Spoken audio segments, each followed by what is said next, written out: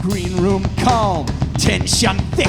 Sober me to your mirage. Vacant smile, empty words. Show me just what I had feared.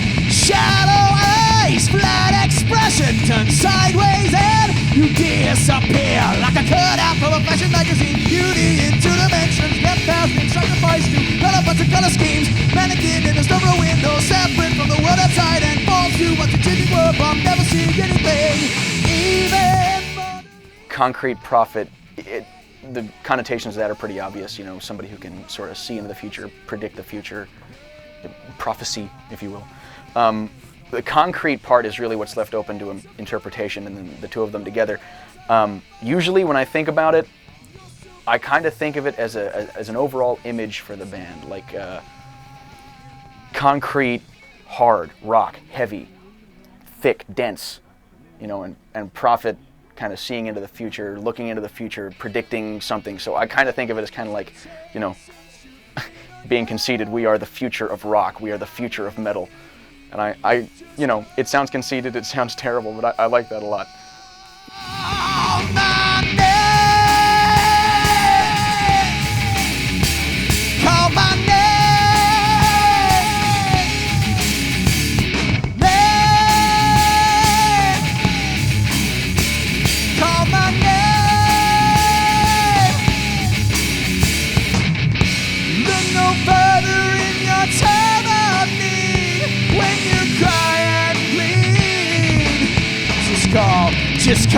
Just call my name.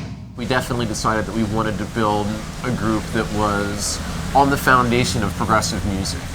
And by that, I don't necessarily mean being imitative of particular bands, but I do very much appreciate and kind of carry the banner of the progressive philosophy, which is displaying musicianship, displaying craftsmanship, and having something positive to say. What we try to do in Concrete Prophet is we borrow heavily from those elements that identify progressive music, and we try to incorporate a more modern, a more concise approach to songwriting.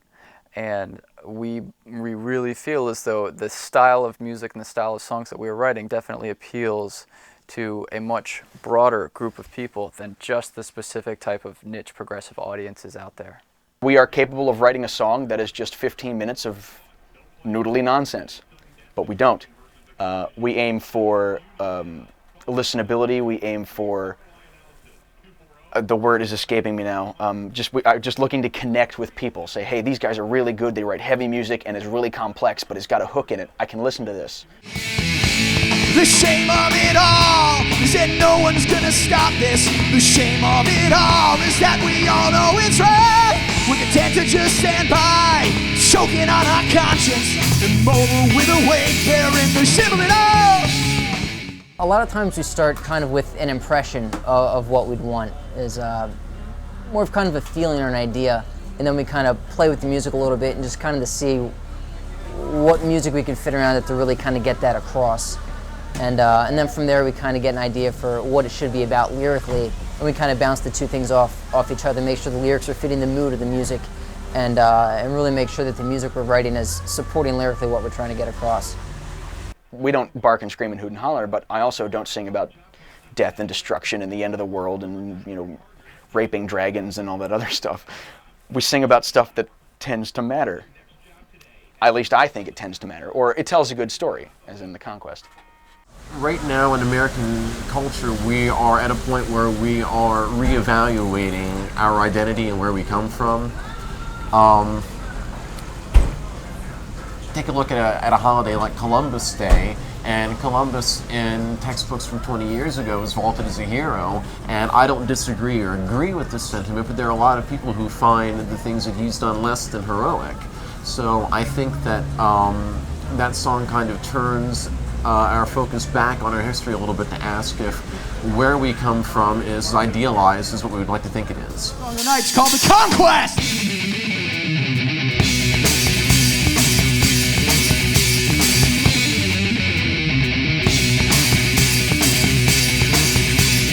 We try to make as much use of the space that we have in a song as we can, make sure there's always something compelling going on, but not strangling the melody too, so it still has that listenable quality to it.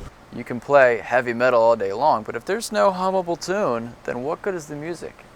It's not going to be as appealing if you're not incorporating a large amount of melody to the large amount of rhythm that metal music typically has. As the singer, as the frontman, I have an image to project and I have a job to do, and that job is to make people pay attention. And one of the ways that one does that is to write a compelling melody, an interesting melody that's going to have somebody go, hey, that sounded pretty good. People think that anymore melody is almost passé in metal, but if you look at the bands that have inspired and influenced us the most, melody is absolutely key. A band like Iron Maiden made a career out of soaring choruses. Also bands like Queensryche, bands like Dream Theater, all display fantastic vocal prowess. And if you look at the heart of the musical experience, everybody has a voice. And it's the human voice that people can relate to, which is why a television show like American Idol can be as popular as it is. It's a solo artist singing by themselves is compelling to millions of people. So I think that the vocal melody is absolutely key and is a core component of what we do. Melody is what sticks in your head, it's what you go home humming, and it's what is going to make or break a song. I've been here waiting for this. A new direction, new design. The writing process for us, I think, begins in one of two ways.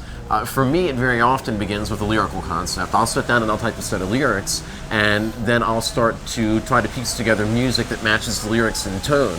Michael Passon is a very introspective guy. He's a very, very smart guy, and I wouldn't say he likes to prove it, but he's the kind of guy who won't use 4 syllables when instead he could use 8. And that's not a bad thing, that's a great thing. That's one of the things that sets us apart from other bands. The language that we use. Sometimes, for me, I will come up with a riff or even a chord progression that I really like and then try to match that with lyrics, but more often than not, I have the lyrics first and then I try to match that with something musical. I'm thinking about the pulse. I'm thinking about the groove. What's going to get people going? Because you take a style of music like hip-hop, it's so successful, it gets tons of people around the entire planet moving. That's why it's so successful.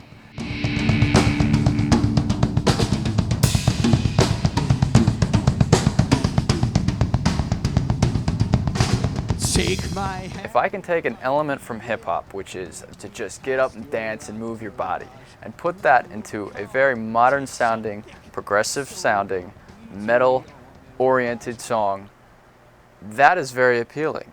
The stuff that he comes up with, the stuff he writes, he'll come to us with an idea and say, so the guitar is going to do this, and he'll show us that, and then I don't know what I'm going to do. I'm going to do something like this. And then he'll follow it up with this, just the most amazing bass lick, the most amazing run you've ever seen, this chordal tapping thing. And I'll be like, now is it going to be that or something like that?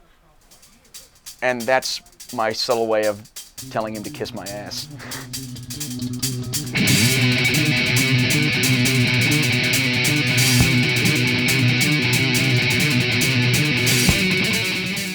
Obviously everybody's dream is to be a rock star, and in order to that you have to let people hear your music, key people, and they expect professionally produced stuff. We really aim for the musicianship that was popular back in the 80s, the stuff that you'd find in your Maiden, in your Megadeth,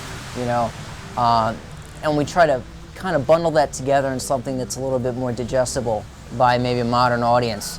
Guys who enjoy music and enjoy technicality and technical proficiency and acrobatics and stuff, but also enjoy and appreciate the hook of it, the musicality, the drive behind it. Thank you very much.